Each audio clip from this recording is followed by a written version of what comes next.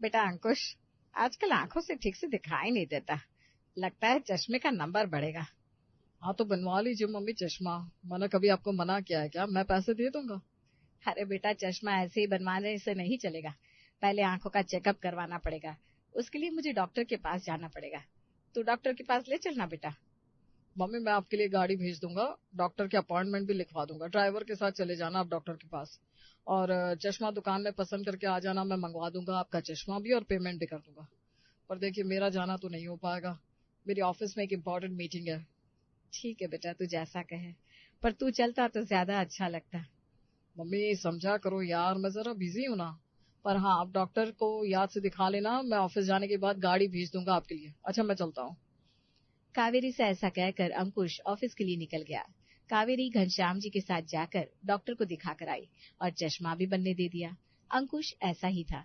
घर में सबके लिए वो सब कुछ करता, अपने घर वालों को सारी फैसिलिटीज भी देता, बस वो अपना टाइम घर में नहीं देता था।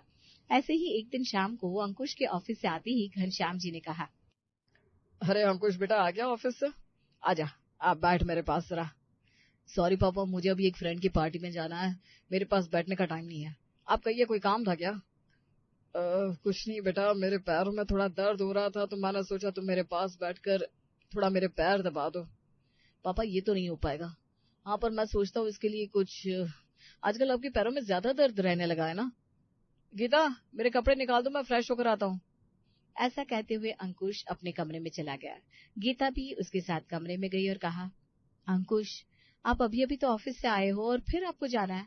थोड़ा तो रुक जाते, मुझे भी आपसे बात करनी है। गीता जाना जरूरी है, रवि मेरा बहुत अच्छा फ्रेंड है, उसकी पार्टी में नहीं गया तो उसे बुरा लगेगा। तुम्हें जो कहना है जल्दी से कहो ना, मैं तैयार होते होते सुन रहा हूँ। नहीं, कुछ नहीं, जाने दीजिए। जब इतना ही जरूरी है जाना तो आप तैयार हो जाइए, मैं आपके लिए कॉफी लेकर आती हूँ। बहुत बढ़िया, जल्दी से एक कप गर्मा गर्म कॉफी पिला दो, फिर मैं फटाफट निकलता हूँ, मुझे बहुत देर हो रही है। गीता फटाफट कॉफी बनाकर ले आई। तब तक अंकुश तैयार हो चुका था। उसने झटपट कॉफी पी और निकल गया। अंकुश के जाने के बाद घनश्याम जी उदास सोफे पर बैठ गए। उनका उदास चेहरा देखकर कावेरी ने कहा, क्या हुआ जी, आप ऐसे उदास क्यों लग रहे हैं? तबीयत तो ठीक है ना आपकी?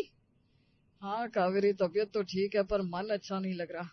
क्यों, किसी ने कुछ कह दिया क्या? अंकुश ने तो कुछ नहीं कहा ना? इसी बात का तो दुख है कि अंकुश कुछ कहता ही नहीं।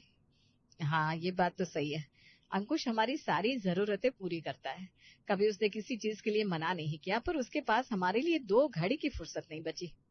याद है कावेरी, जब अंकुश 5 साल का था, कैसे मेरे ऑफिस से आते ही मुझसे लिपट कर जिद करने लगता था।